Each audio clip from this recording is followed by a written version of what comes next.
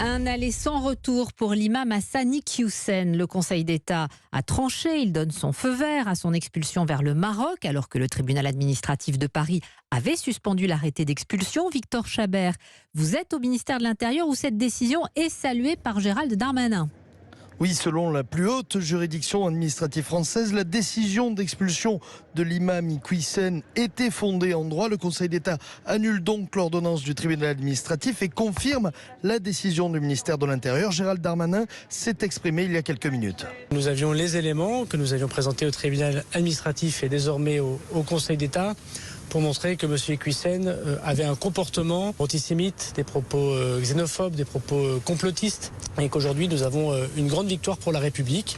J'ai d'ailleurs demandé dès cet après-midi au service du ministère de l'Intérieur et au préfet de la République de pouvoir continuer à travailler et à me proposer des possibilités d'expulsion de personnes qui sont étrangères et tiennent ces discours de haine parfois depuis très longtemps. Alors pour le Conseil d'État, l'arrêté d'expulsion visant l'imam Hussein n'est pas une mesure disproportionnée et ne porte pas atteinte à sa vie privée et familiale. Ses enfants étant majeurs, c'était le motif pour lequel le tribunal administratif l'avait suspendu.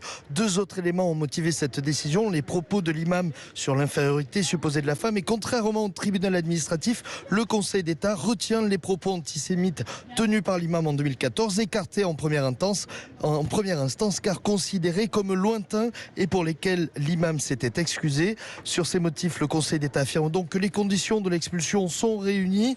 L'expulsion qui aura lieu vraisemblablement demain. Il devrait être interpellé dans les prochaines heures et placé en centre de rétention administratif. Le Maroc a déjà, selon nos informations, délivré le laissez-passer consulaire indispensable pour que cette expulsion se fasse. Victor Chabert en direct du ministère de l'Intérieur pour Europe 1.